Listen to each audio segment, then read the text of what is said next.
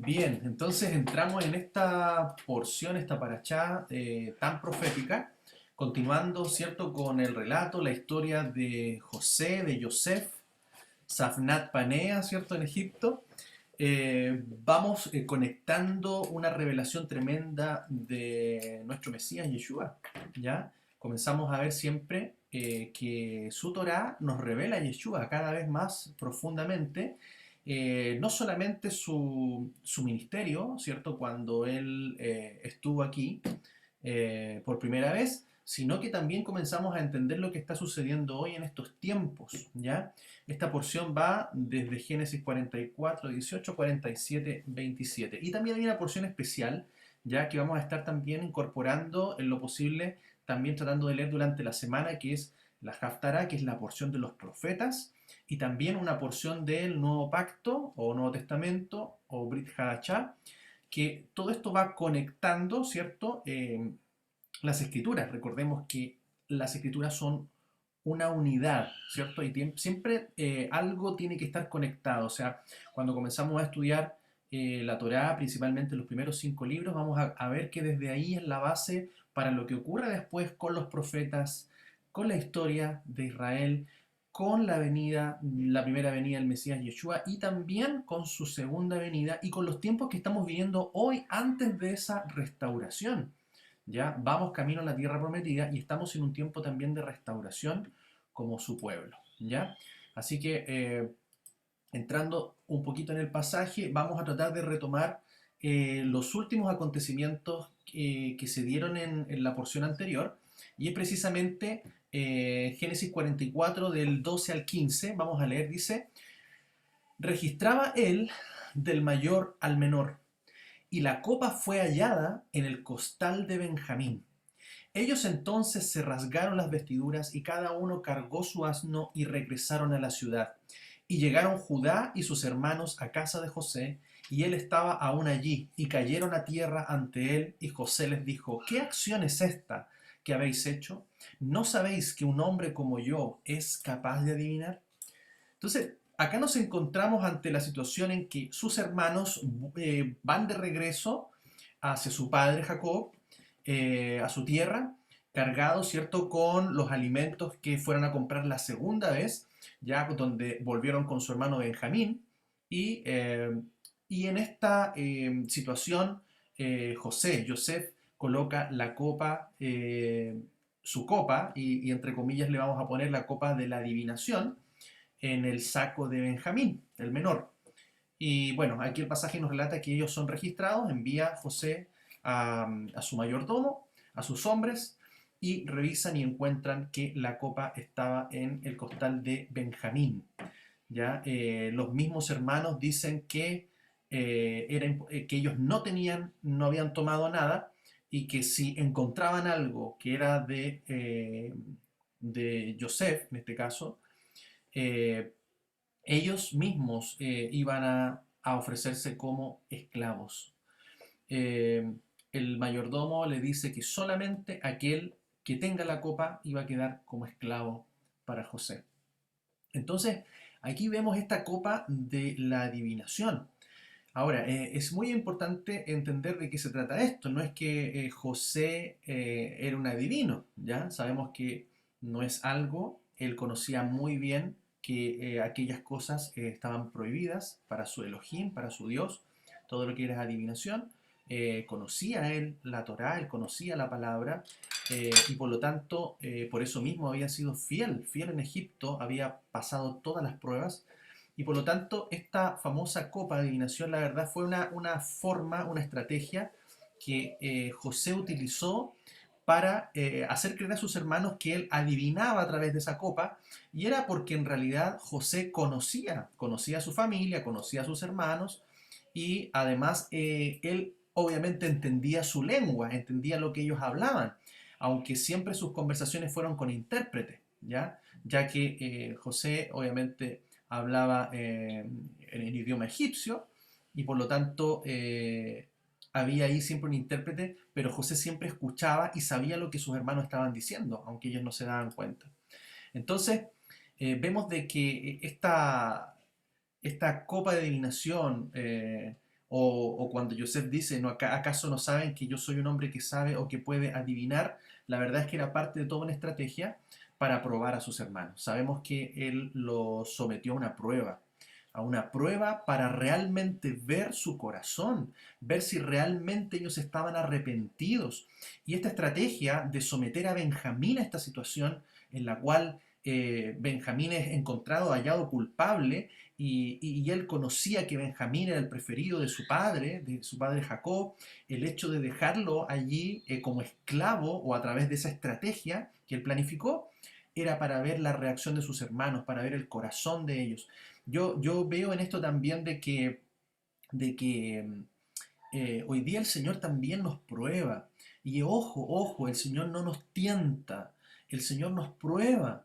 Recuerden siempre que Él prueba nuestro corazón. Él dice la palabra que nos llevó al desierto para saber lo que hay en nuestro corazón. Nosotros hoy día vivimos en ese desierto. El desierto no es un lugar seco y árido en la Biblia, sino que es un lugar donde hay alimento, pero es un lugar apartado de la ciudad. Es un lugar donde Él nos puede hablar al corazón, donde podemos escuchar su voz, ¿cierto? Y salir de todas estas voces, de todas estas distracciones que hay para poder escuchar lo que nos habla. Entonces Él prueba nuestro corazón. De esa manera también, bien entendiendo que esta relación entre Yosef y Yeshua, el Señor nos prueba para ver realmente si hay arrepentimiento en nuestra vida.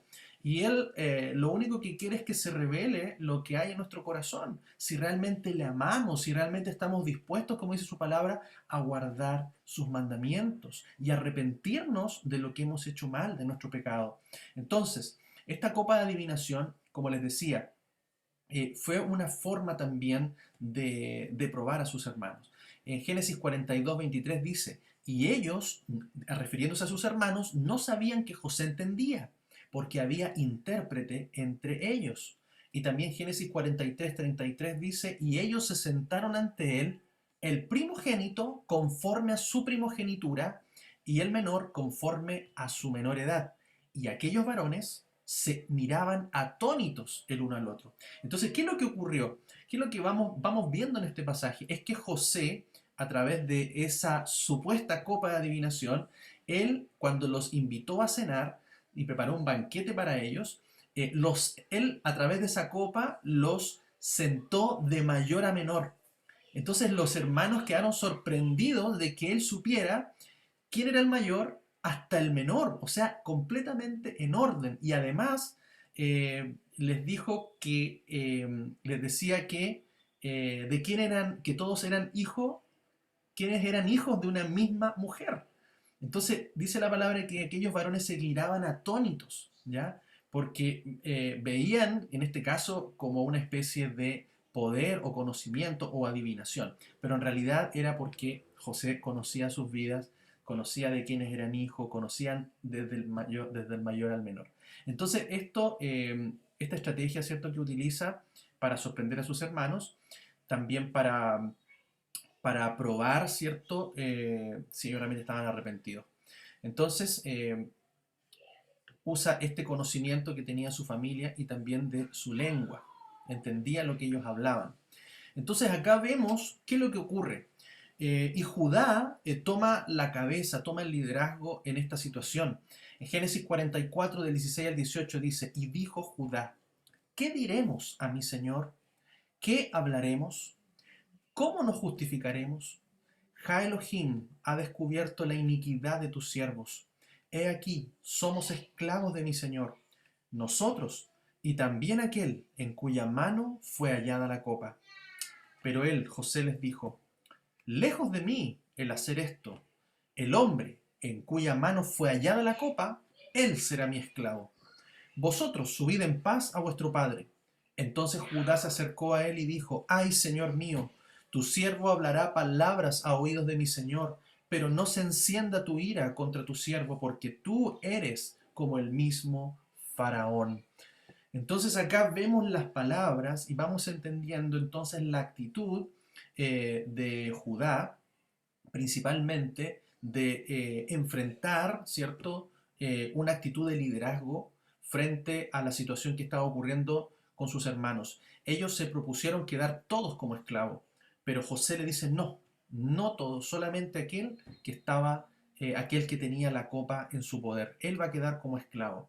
Entonces acá vemos a Judá declarando estas palabras. Ay, Señor mío, tu siervo hablará palabras a oídos de mi Señor, pero no se encienda tu ira contra tu siervo, porque tú eres como el mismo Faraón. Y fíjese acá, vamos relacionando, no podemos dejar de relacionar en todo este pasaje la relación entre Yeshua y Yosef. Amén. Dice, eres como Faraón. Esta frase nos va revelando, ¿cierto? La esencia, la naturaleza de Yeshua mismo. Ahora, hay que entender, hermanos, de que en la iglesia primitiva, en los primeros creyentes, el apóstol Pablo, ¿cierto? Del cual conocemos nosotros todas las escrituras del Nuevo Testamento, el Nuevo Pacto, no estaban en los tiempos de los apóstoles, en los tiempos de Pablo, no estaban esas escrituras se concretaron después. Después comenzaron a escribirse ciertas cartas. Entonces toda la iglesia, hermanos, recibe revelación del Mesías Yeshua y todas estas se respaldan con lo que nosotros conocemos como Antiguo Testamento o Antiguo Pacto o la Tanaj, ¿cierto? Que es la Torá, los profetas y los escritos. O sea, el apóstol Pablo dice la palabra en Hechos que él enseñaba del Mesías, enseñaba de Yeshua con la Torá y con los profetas. Entonces, cuando vemos estos relatos, vamos viendo revelación del Mesías. Vamos viendo cómo Pablo extrae toda estas palabras, esta revelación, ¿cierto? Que están todas en la Tanaj, todas en el Antiguo Pacto, Antiguo Testamento. Toda la escritura, cuando el apóstol escribe, toda escritura es inspirada por Dios, es útil para enseñar y para redarguir y para corregir y para instruir en justicia, ¿cierto? A fin de que el hombre sea enteramente preparado para toda buena obra. Cuando él dice esas palabras, todavía no existía el Nuevo Pacto, no existía el Nuevo Testamento, no existían todavía esas cartas, esos evangelios, esos libros escritos. Y por lo tanto, toda la revelación ya era a través del Espíritu, a través de los acontecimientos que estaban todos escritos en el Antiguo Testamento o la Tanaj, ¿cierto? Y por lo tanto, aquí se revela al Mesías Yeshua. ¿Qué relación podemos ver? Por ejemplo, vamos a tomar todos estos pasajes del Nuevo Testamento, el Nuevo Pacto, para ir haciendo esta relación. El mismo Judá dice, eres como Faraón. Entonces vamos a ver la relación entre Yeshua con su padre, Yeshua con Elohim, Yeshua con Adonai. Vamos a ver entonces, por ejemplo, Filipenses 2 del 6 al 7. Ya dice, el cual existiendo en forma de Dios, no consideró aprovecharse de ser igual a Dios, sino que se vació a sí mismo, tomando forma de esclavo, haciéndose semejante a los hombres. Entonces vemos su condición de ser igual a Dios, igual a Dios. Vamos entendiendo estas palabras claves, ¿cierto? Cuando dice, eres como Faraón, eres como Dios. Amén. Entonces vamos viendo una relación entre Yeshua y Dios, Yeshua y el Padre. Amén. También dice en Hebreos 1:5, porque ¿a cuál de los ángeles dijo jamás, mi hijo eres tú, yo te he engendrado hoy? Y otra vez, yo seré padre para él y él será hijo para mí. Amén. Entonces vamos a ver que hay una diferencia, hermanos, entre ser creado y ser engendrado. Creado, los ángeles son creados, nosotros somos creados, la creación es creada, los animales, todos aquellos son creados. Yeshua no es creado, es engendrado, es de la naturaleza misma de él. Amén. Por eso dice, a ninguno de los ángeles llamó y les dijo, mi hijo eres tú. Recuerden que Yeshua es el unigénito del Padre. Él sale, es la esencia misma del Padre. Amén. Sigamos qué dice la Escritura. Dice Juan 16, 27 y 28. Porque el Padre mismo os ama, dice Yeshua, pues vosotros me habéis amado y habéis creído que yo salí de Dios. Salí del Padre y he venido al mundo, otra vez dejo el mundo y voy al Padre. Amén. Entonces, todos estos versículos nos van haciendo entender y comprender más profundamente la naturaleza, la esencia de Yeshua y su relación con Dios, con el Padre. También declara en Juan 17:21, dice, para que todos sean uno como tú, Padre en mí y yo en ti, que también ellos estén en nosotros para que el mundo crea que tú me enviaste. Y yo les he dado la gloria que me has dado para que sean uno como nosotros somos uno. Fíjese esta pluralidad, pero a la vez esta unidad, esta ejad. ¿Por qué? Porque dice que, dice cierto lo que hemos aprendido, Shema Israel, oye Israel, Adonai Eloheinu, Adonai Ejad. Dice, el Señor es tu Dios, el Señor es uno. Yeshua mismo declara esas palabras cuando menciona los dos mandamientos importantes. Entonces vamos viendo esta unidad, este Ejad, ya esta misma esencia, esta misma naturaleza. También dice Juan 6:46, no que alguno haya visto al Padre, excepto el que es parte de Dios, éste ha visto al Padre. Juan 14 del 9 al 10 dice, Yeshua le dice, tanto tiempo estoy con vosotros y no me has conocido, Felipe. El que me ha visto al Padre. ¿Cómo dices tú, muéstranos al Padre? ¿No crees que yo estoy en el Padre y el Padre en mí? Las palabras que yo os digo no las hablo por mi propia cuenta, sino el Padre que mora en mí hace sus obras. Amén. Entonces, mire esta unidad, esta esencia. También dice en Colosenses 1:15, Él, Yeshua, es la imagen del Dios invisible, el primogénito de toda creación. Amén. Y Hebreos 1, 2 y 3 dice, en estos postreros días nos habló por medio del Hijo, a quien constituyó heredero de todas las cosas y por el cual hizo también los siglos, quien siendo el resplandor de su gloria y la imagen misma de su ser, y quien sustenta todas las cosas con la palabra de su poder, habiendo efectuado la purificación de los pecados, se sentó a la diestra de la majestad en las alturas. Entonces vemos que Yeshua es la imagen visible del Dios invisible. Vemos también que Él es el primogénito, Él es la misma esencia, es la imagen misma de Dios, la imagen misma de su ser. Y por lo tanto, el Padre y Él son uno. Amén. Entonces, vamos entendiendo un poco más esta naturaleza. No es que sean dos, no es uno, hermanos, es uno, es una unidad. Amén. Así como al final lo relata Apocalipsis, Yeshua vuelve a unirse en una misma naturaleza, una misma esencia con el Padre, y ellos son la luz y la lumbrera en la Nueva Jerusalén. Amén. Entonces, esto nos va revelando lo que acontece aquí con las palabras de Judá. A Yosef nos va revelando también la naturaleza del Mesías. Continuamos con el relato, dice en Génesis 44, 30 en adelante, dice, y ahora, cuando llegue a tu siervo, mi padre, y el muchacho no esté con nosotros, como su alma está ligada al alma de él, sucederá que cuando vea que el muchacho no está con nosotros, morirá, y tus siervos habrán hecho descender con dolor al Seol las canas de tu siervo, nuestro padre. Porque yo, tu siervo, quedé como fiador del muchacho ante mi padre, diciendo, si no te lo traigo, sea pecador ante mi padre todos los días. Y ahora, quede tu siervo en lugar del joven por esclavo de mi señor, pero que el joven suba con sus hermanos. Porque ¿cómo subiré yo hasta mi padre si el joven no está con nosotros? No vea el mal que le sobrevendrá a mi padre. Aquí vemos el clamor de Judá, vemos una actitud, hermanos, verdadera de arrepentimiento. Vemos una actitud en la cual Judá pone su vida por la vida de su hermano.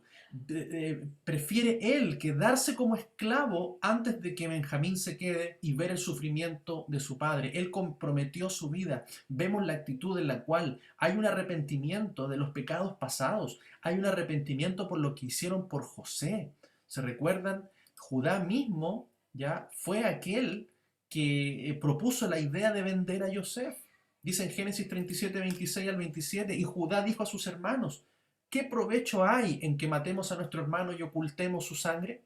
Vendámoslo a los ismaelitas y no sea nuestra mano contra él, pues es hermano nuestro y carne nuestra. Y sus hermanos obedecieron.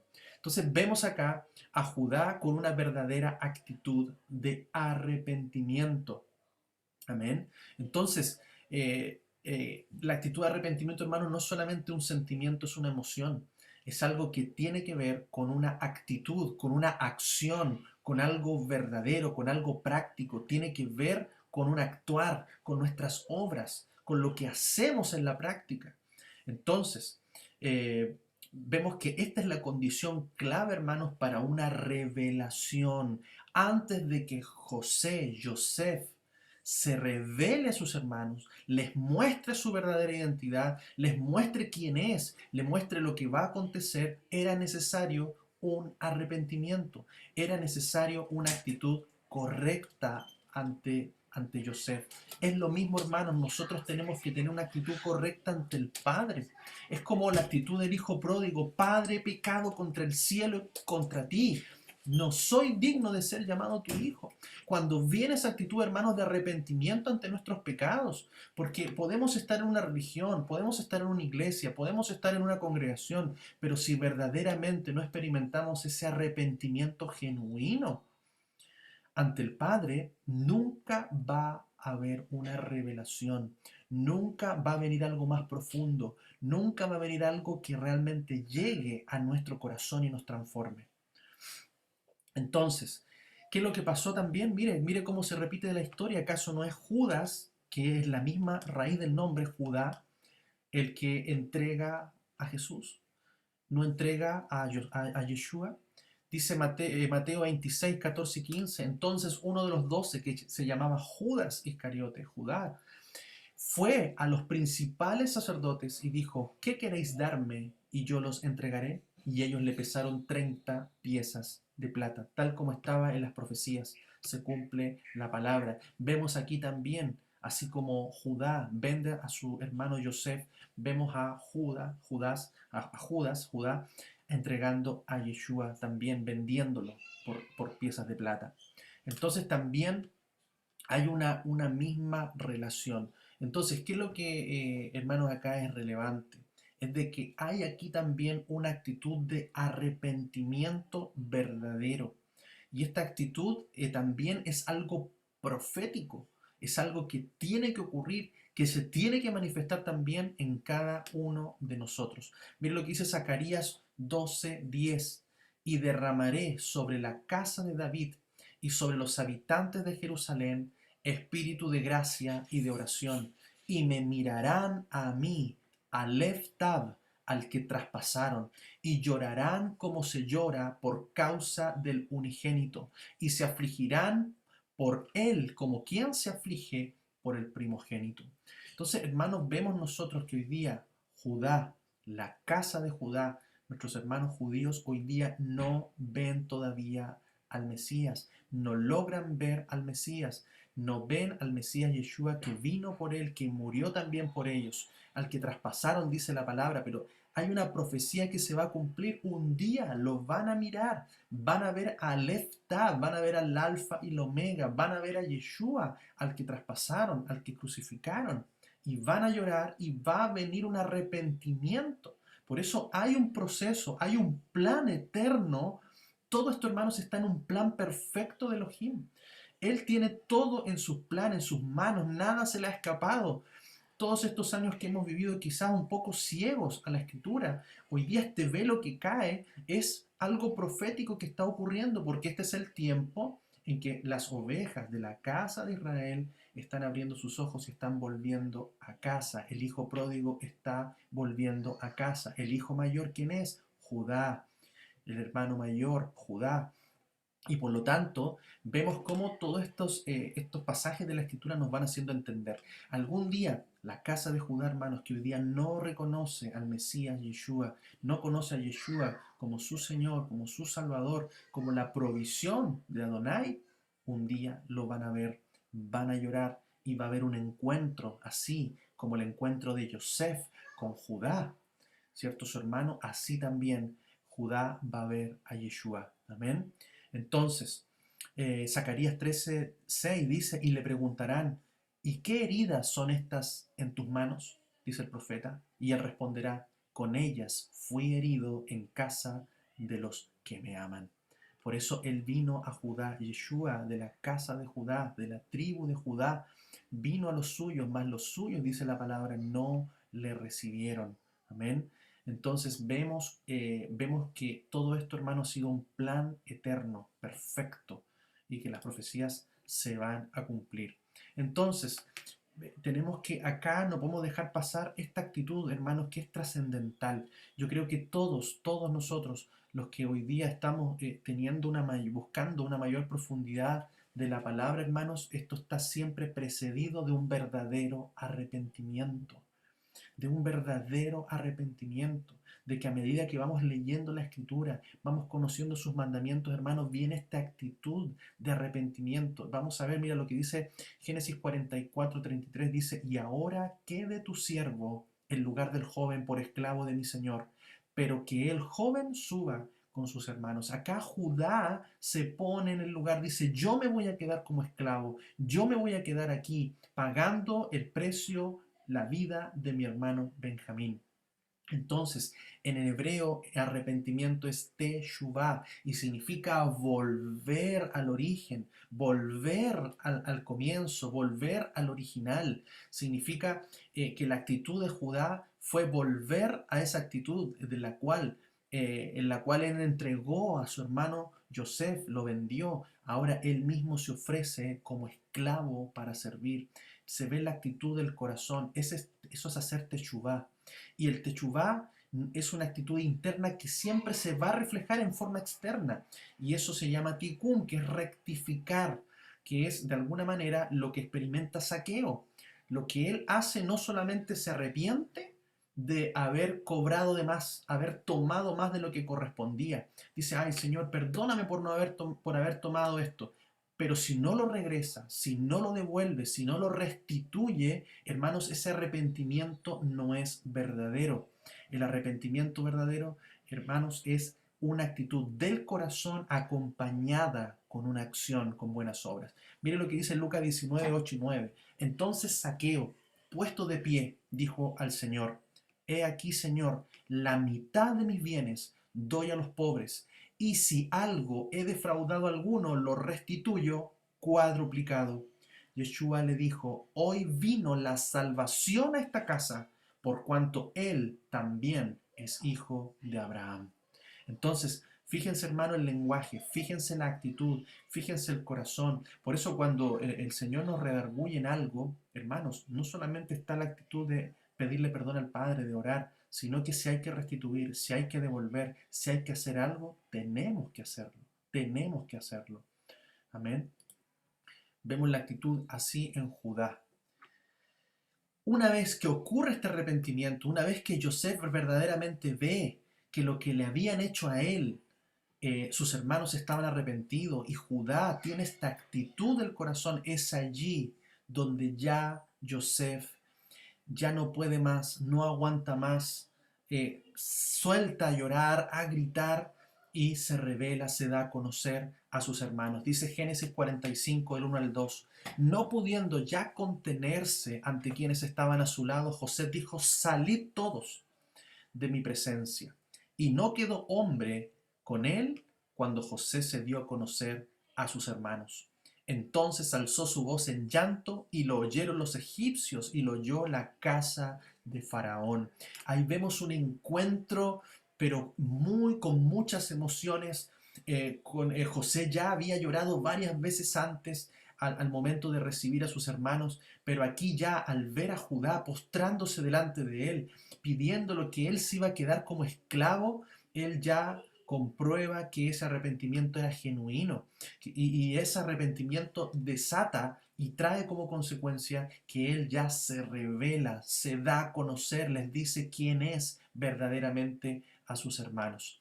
Entonces, Él manda sacar, y hermanos, y esto es algo muy interesante porque Él manda sacar a todos los egipcios, manda sacar a todos los de su casa. Solamente queda Él y sus hermanos. Esto, hermanos, habla de que hay un encuentro que es especial, un encuentro que es íntimo, un encuentro en el cual Él se revela solamente a los suyos, a los que Él escogió, a los que Él apartó, a los que Él llamó. Él se va a revelar. No se va a revelar a extraños, no se va a revelar a otras personas que no pertenecen a su casa. Se va a revelar a sus hermanos, a su familia, a los que son suyos, a los que son de esa descendencia de Abraham. Y por lo tanto, vemos aquí eh, en este pasaje, por ejemplo, en Hechos 10, 40, 41, dice, a este, Yeshua, levantó Dios al tercer día y le concedió hacerse visible, no a todo el pueblo, sino a unos testigos designados de antemano por Dios, a nosotros que comimos y bebimos con él después que resucitó de entre los muertos. Si ustedes se dan cuenta, hermanos, cuando Yeshua resucita, él solamente se presenta a algunos, no se presenta a todo el pueblo, no se anda paseando por cualquier lugar a la vista de todos. Solamente, hermanos, da testimonio a los suyos, solamente a aquellos designados, escogidos por Dios de antemano, y a aquellos discípulos, aquellos que comimos, dice ahí la palabra, y bebimos con él, a los apóstoles, a los cercanos. ¿Por qué, hermanos? Porque la revelación de Yeshua, hermanos, lamentablemente no depende de nosotros, depende del Espíritu, a quien Él lo revela. Hay mucha gente que está con sus ojos enceguecidos y que quizás no pueda ver a Yeshua resucitado. Y este velo viene de Dios. Dios es el que rompe el velo. Dios es el que saca el velo. Dios es el Padre es el que hace sacar el velo de nuestros ojos para que veamos lo que hoy estamos viendo. Por eso solamente a nosotros nos queda orar y ser luz, ser testimonio, predicar la palabra, porque cuando el Padre haga caer el velo de los que hoy día no ven, en ese momento solamente ellos podrán conocer quién es Yeshua. Amén. Miren, esto nos conecta también con la palabra, ¿cierto? Los profetas en el libro de Ezequiel, ya que corresponde también a parte de la Haftará, que es la porción de los profetas de esta semana, y precisamente nos habla del valle de los huesos secos. Mire lo que dice, y mientras yo observaba, he aquí tendones y carne crecieron sobre ellos, y los cubrió la piel por encima, pero no había espíritu en ellos. Entonces me dijo, profetiza al viento, profetiza, oh hijo de hombre, y di al viento, así dice Adonai, ven de los cuatro vientos y sopla sobre estos muertos para que vivan. Y profeticé como me había sido mandado, y el aliento entró en ellos. Y vivieron, y se pusieron sobre sus pies. Una multitud grande en extremo. Me dijo luego, hijo de hombre, escuche, todos estos huesos secos son la casa de Israel. He aquí que dicen, nuestros huesos están secos, nuestra esperanza se ha desvanecido, estamos del todo perdidos. Por tanto, profetiza y diles, así dice Adonai, oh pueblo mío, he aquí, yo abro vuestros sepulcros y os hago subir de vuestras sepulturas y os traeré a la tierra de Israel. Y cuando abra vuestros sepulcros y os saque de vuestras sepulturas, oh pueblo mío, sabré que yo soy Adonai, y pondré mi espíritu en vosotros y viviréis. Y pondré en vuestra propia tierra, y os pondré en vuestra propia tierra, y sabréis que yo, Adonai, he hablado y lo he cumplido, dice Adonai. Entonces, hermanos, acá vemos esta profecía de los huesos secos, hermanos, se refiere a la casa de Israel. Hermanos, ¿quién es la casa de Israel? La casa de Israel somos todos nosotros que estamos dispersos en las naciones. Estamos lejos hoy día. Hemos estado secos, hemos estado cegados y hoy día nuestros ojos se abren. El Espíritu entra y volvemos a tener vida. Y desde los lugares donde fuimos enviados, Él nos va a llevar nuevamente a esa tierra, a la herencia de Abraham, de Isaac, de Jacob, a esa tierra prometida. Yeshua mismo nos va a llevar allí. Dice que los sepulcros se van a abrir, los muertos van a resucitar, se van a levantar. También el apóstol Pablo dice, los que estemos vivos seremos arrebatados, porque nos encontraremos con Yeshua en las nubes para que luego podamos tomar la tierra que Él nos ha dado por heredad. Entonces, continuando con el pasaje de Ezequiel, dice, vino palabra a mí palabra de Adonai diciendo, y tú, hijo de hombre, toma ahora un palo y escribe en él para Judá y para los hijos de Israel sus compañeros. Toma después otro palo y escribe en él para José, palo de Efraín, y para toda la casa de Israel sus compañeros. Júntalos luego uno con otro como un solo palo para que se unan en tu mano. Y cuando los hijos de tu pueblo te pregunten, ¿no nos dirás qué quieres significar con eso? Di, así dice Adonai, he aquí, yo tomo el palo de José, que está en la mano de Efraín, y las tribus de Israel sus compañeros, y los pondré junto con el palo de Judá, y haré de ellos un solo palo, y serán uno en mi mano, y los palos sobre los que escribas estarán en tu mano, delante de tus ojos, y les dirás, así dice Adonai, he aquí, yo tomo a los hijos de Israel de entre las naciones a donde fueron, y los recogeré de todas partes y los traeré a su propia tierra. Amén. Entonces, mire cómo vamos entendiendo la profecía. Acá esta es una profecía en la que Yeshua va a cumplir. Yeshua va a tomar la casa de Judá, va a tomar la casa de Efraín o la casa de José, ¿cierto? Y las va a unir en su mano como un solo pueblo. Ya no serán dos pueblos, será un solo pueblo, como fue siempre en el principio. Ya que por la desobediencia, por el pecado, fueron conquistados, fueron en cautiverio, fueron separados, el hermano mayor, el hermano menor, fueron separados las dos casas, la del norte, la del sur, con distintos destinos. Hoy en la tierra de Israel se encuentra la casa de Judá. En las naciones nos encontramos la casa de Israel. Aún extranjeros, gentiles que hoy día han conocido a Yeshua están entendiendo que el Padre nos ha llamado a volver a casa, a volver a su pueblo Israel. Entonces, acá dice que esos dos palos estarán delante de sus ojos, estarán en su mano, en la mano de Yeshua. Así dice Adonai, he aquí yo tomo a los hijos de Israel, fíjese, de entre las naciones a donde fueron, y los recogeré de todas partes y los traeré a su propia tierra. Esa es una palabra profética para nosotros. Es una palabra que se está cumpliendo hoy, hermanos. Estamos siendo despertados por el Espíritu. Estos huesos secos que estaban lejos de la Torá, lejos de sus mandamientos, lejos de entender realmente quién era Jesús, que es Yeshua. Hoy día estamos despertando por medio del Espíritu y Él está preparando, está poniendo esa carne, está poniendo esa piel, está poniendo esa vida, ese ruaj, ese soplo que es el Espíritu en nosotros para que podamos entender y podamos regresar, como dice la profecía. Y dice Ezequiel 37:22, dice, y haré de ellos una nación en la tierra, en los montes de Israel, y un rey será a todos ellos por rey, y nunca más serán dos naciones, ni serán divididos en dos reinos. Ese rey de reyes que va a reinar es Yeshua, el rey de reyes y señor de señores. Una nación sobre la tierra, ya no serán dos reinos divididos, sino que uno serán en su mano, bajo su poder, bajo su autoridad, cuando Él regrese nuevamente. Amén. Entonces, Joseph se revela a sus hermanos. Después de todo esto que acontece, que está aconteciendo hoy, Yeshua se nos está revelando. Y dice así, y dijo José a sus hermanos, acercaos a mí. Y ellos se acercaron. Y él dijo, yo soy vuestro hermano José, a quien vendisteis para Egipto.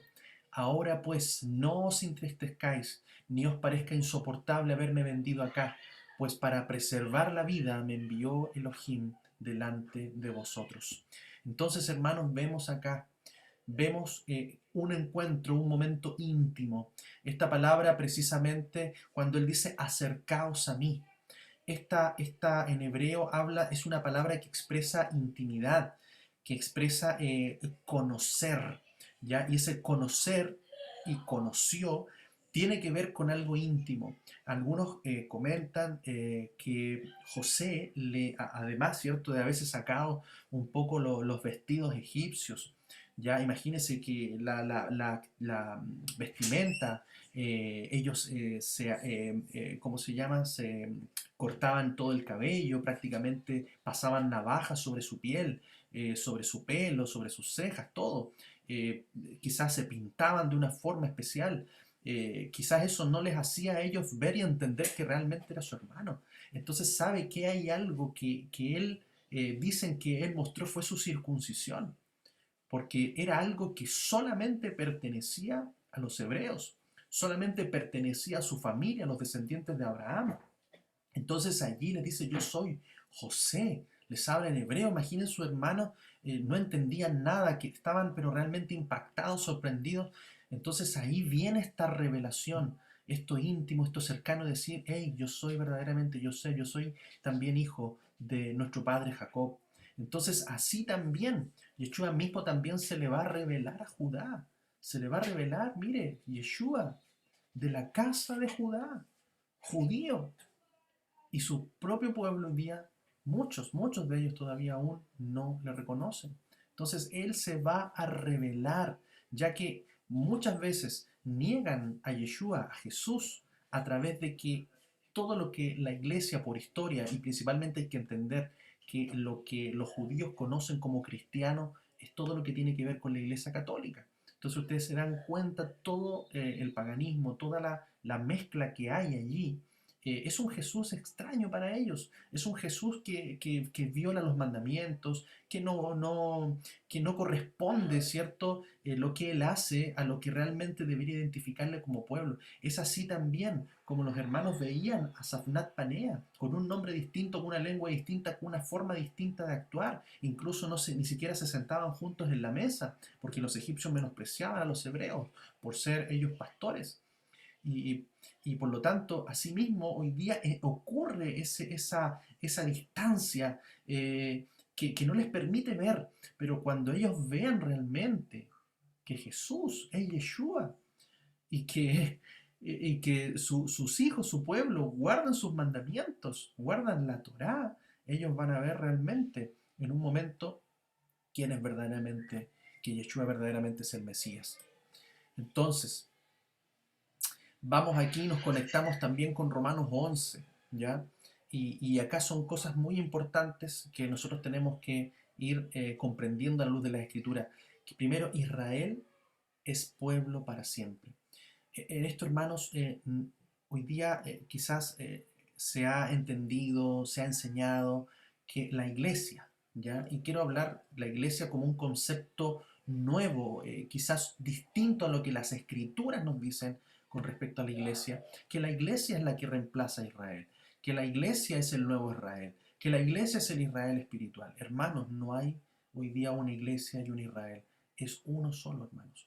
Lo único que hoy día ocurre son estas dos casas, la casa de Judá, la casa de Israel, las que van a ser unidas. No va a ser unida una iglesia con Israel, hermanos. Entonces, ¿qué es lo que dice el mismo apóstol Pablo? El apóstol Pablo en Romanos 11 dice, digo pues, ¿acaso desechó Dios a su pueblo?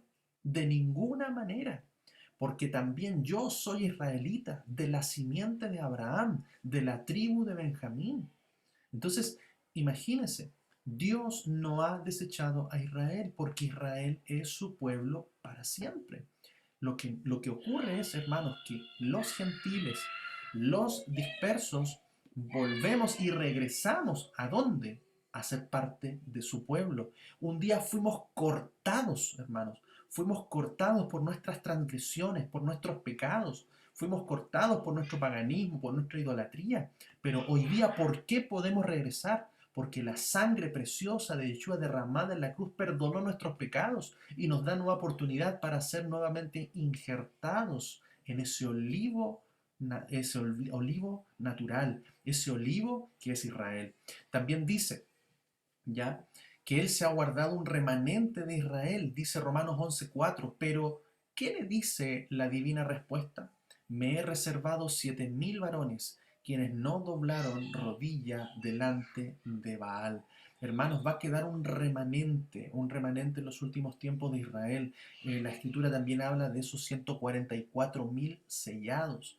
Amén. Que también dice que no se habrán contaminado con la mujer, con mujer. Y eso no significa, hermanos, de que no tengan esposas o de que no sean casados, sino que con esa mujer que habla el Apocalipsis, con esa Babilonia, con esa mujer que se prostituye, con esa mujer ramera, dice, que contamina, ¿cierto?, con el vaso de su vino, de su embriaguez, porque hoy día mucho pueblo, hermanos, está embriagado, está emborrachado con enseñanzas que vienen de Roma, con enseñanzas que vienen de Constantino, con enseñanzas que vienen de esa Babilonia que hoy día estamos viviendo y que se va a seguir potenciando a través del ecumenismo, a través de la unidad de las religiones. No, hermano, nosotros no estamos para eso, nosotros no somos de una religión, nosotros somos parte de un pueblo que tiene una identidad, que somos simiente de Abraham.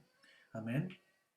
Y que se nos ha concedido ya no estar lejos, sino estar en ese pueblo, que es el pueblo del pacto, el pueblo de las promesas. Amén. El pueblo por el cual Yeshua dio su vida para que fuese restaurado.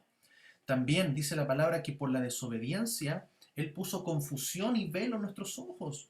Porque por nuestro pecado estábamos con un velo, estábamos en confusión, errábamos, hermanos, en tantas cosas que hacíamos o que hicimos que no estaban bien, que estaban lejos de la palabra, lejos de la escritura. Por eso Romanos 11:8 dice, como está escrito, Dios les dio un espíritu de estupor, ojos para no ver y oídos para no oír hasta el día de hoy.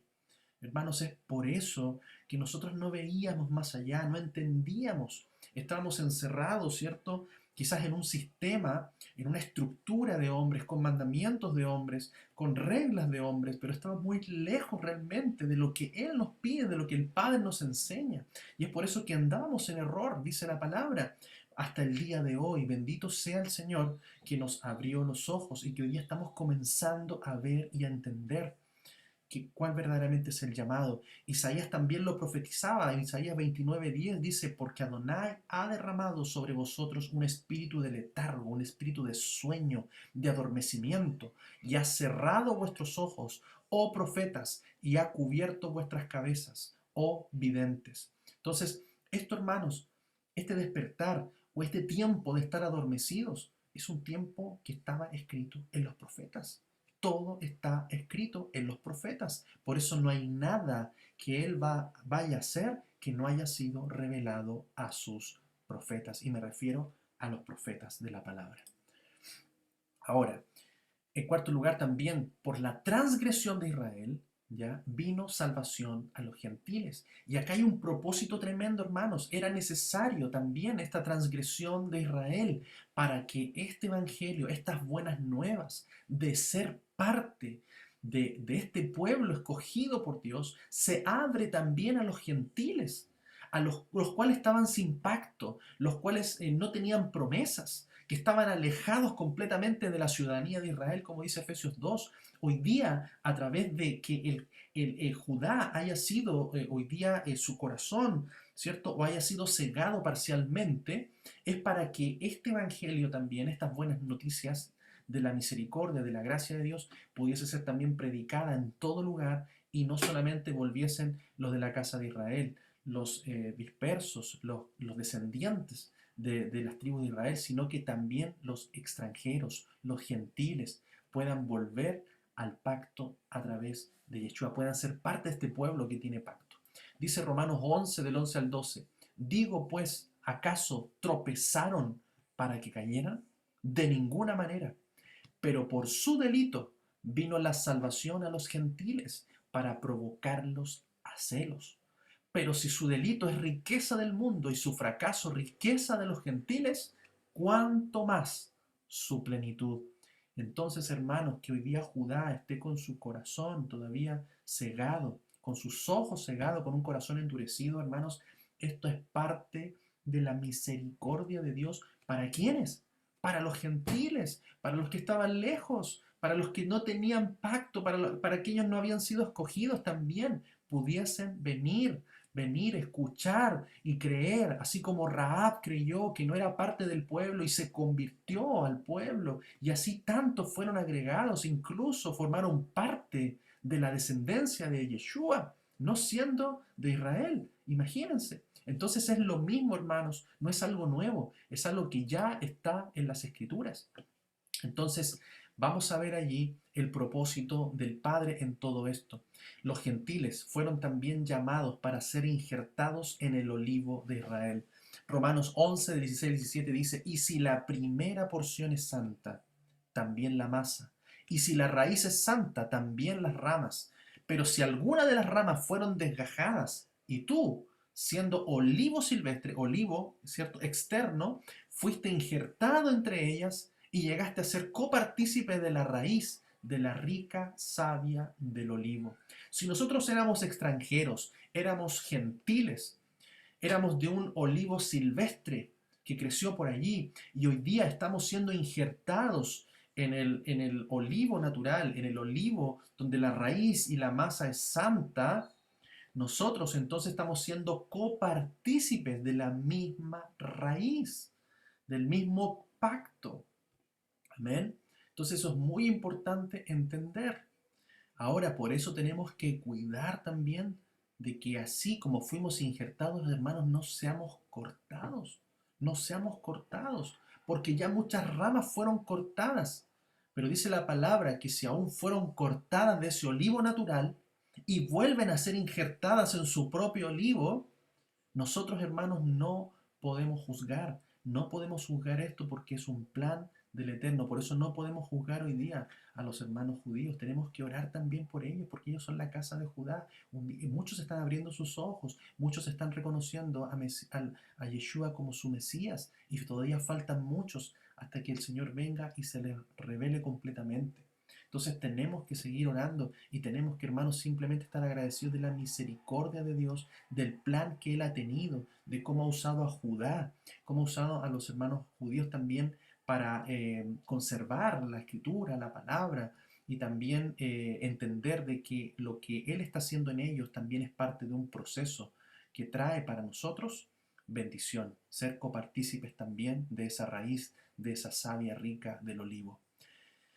Y también aquí hay un misterio, ¿cierto? Israel fue endurecido y cegado por un tiempo. Judá está ciega al Mesías, mientras la casa de Israel, que hoy día son los que están también entre las iglesias, entre las religiones quizás, están ciegos a la Torá. Todavía hay mucho pueblo, muchos hermanos creyentes, cristianos, que no reconocen los mandamientos, que niegan los mandamientos, que declaran que la Torá está abolida, que sus mandamientos ya no corren y dicen otras cosas. Hermanos, tenemos que orar porque estas dos varas que se unen, la casa de Israel, la casa de Judá, también tiene que ver con el Mesías Yeshua, Yeshua como el Mesías y también su Torá. No podemos separar a Yeshua de sus mandamientos. Por eso él mismo nos dice, si me amáis, guardad mis mandamientos. Entonces, vemos acá el pasaje cómo sigue relatando en Génesis 45, del 7 al 8, dice, por eso Elohim, dice Yosef, me envió delante de vosotros para preservaros un remanente en esta tierra y para daros vida por medio de una gran liberación. Así que no me enviasteis vosotros acá, dice, sino Ja Elohim, quien me ha constituido como padre de Faraón y señor de toda su casa y gobernador en toda la tierra de Egipto. Joseph entendió, hermanos, que lo que él pasó, que lo que hicieron sus hermanos, realmente era un plan de Ja Elohim, era un plan de Dios para su vida. Hermanos, ¿ustedes no piensan que el sacrificio de Yeshua acaso no fue por un plan de Dios, no fue por un propósito? ¿No fue realmente porque a través de eso iba a venir una gran salvación? ¿Que acaso lo que pasó Joseph en Egipto no iba a ser para una gran salvación de su familia, de su pueblo? Así también Yeshua. Yeshua entendió siempre que él iba a ser la voluntad de su Padre, no su propia voluntad. Y por lo tanto hay un entender, una relación aquí también en esto mismo. Primera de Timoteo 2:5 dice, pues hay un solo Dios y un solo mediador entre Dios y los hombres, un hombre, Cristo Jesús, el Mesías, Yeshua. Amén. Esa es la autoridad que Él tiene hoy día por sobre todas las cosas. Autoridad en los cielos y en la tierra. Toda autoridad me ha sido dada, dice Yeshua. Y así con ese poder y esa autoridad, así como Joseph la tuvo en Egipto, Él va a sustentar a su familia. Así también Yeshua nos está sustentando. He aquí yo estoy con vosotros todos los días hasta el fin del mundo. Es aquí mi paz os dejo, mi paz os doy. No se turbe vuestro corazón, porque Él ha vencido al mundo. Él dijo que Él nos iba a sustentar, que Él nos va a guardar. Dice también aquí, José declara, y habitarás, le dice, en la tierra de Gosén, y estarás cerca de mí, tú y tus hijos, y los hijos de tus hijos, tus rebaños y tus vacadas, y todo lo que tienes, y allí te sustentaré. Pues aún quedan 5 años de hambruna, para que no caigas en la miseria tú y tu casa y todo lo que tienes. Entonces vemos acá que Él va a sustentar a toda su familia en tierra de Gosén, una tierra especial, una tierra que iba a ser apartada solamente para ellos en Egipto. Vamos y tenemos, hermanos, la promesa en Apocalipsis 12:6 dice, y la mujer huyó al desierto, allí donde tiene un lugar preparado por Dios para que allí la sustenten durante 1260 días. Eso, hermanos, nos habla de los 3 años y medio. 260 días son 3.5 años. 3.5 años, que aproximadamente es la mitad de los últimos 7 años, ya que va a haber tribulación. Por lo tanto, no vamos a, hermanos, a ser dejados desamparados. No vamos a estar ahí desprovistos. Él nos va a sustentar. Hay una promesa para nosotros. Dice también Apocalipsis 14:12, aquí está la perseverancia de los santos, los que guardan los mandamientos de Dios y la fe de Jesús, de Yeshua. Entonces vamos a ver, hermanos, que tenemos promesas, que vamos a tener su protección, aun cuando estemos en tiempos difíciles. Él nos va a sustentar. Dice también aquí, la palabra continúa el relato y dice en Génesis 45, declararéis a mi padre todo mi esplendor en Egipto, dice Joseph, y lo que habéis visto, daos prisa y haced que mi padre descienda acá. Y se echó al cuello de su hermano Benjamín y lloró. Y Benjamín lloró en su cuello, y besó a todos sus hermanos y lloró sobre ellos. Después sus hermanos hablaron con él, y la voz fue oída en la casa de Faraón diciendo, han venido los hermanos de José. Y resultó agradable a Faraón y a sus siervos. Y dijo Faraón a José, di a tus hermanos, haced esto, cargad vuestras bestias y entrad en tierra de Canaán. Luego tomad a vuestro padre y a vuestras familias y venid a mí, y yo os daré lo bueno de la tierra de Egipto, y comeréis de la abundancia del país. Mándales esto, tomaos carros de la tierra de Egipto para vuestros pequeños y vuestras mujeres, y tomad a vuestro padre y venid. No os preocupéis por vuestros enseres, porque lo mejor de Egipto es vuestro. Así lo hicieron los hijos de Israel, y José les dio carros conforme a la orden de Faraón, y les dio provisión para el camino. A todos ellos les dio doble vestido, pero a Benjamín les dio 300 piezas de oro y 5 vestidos de lujo.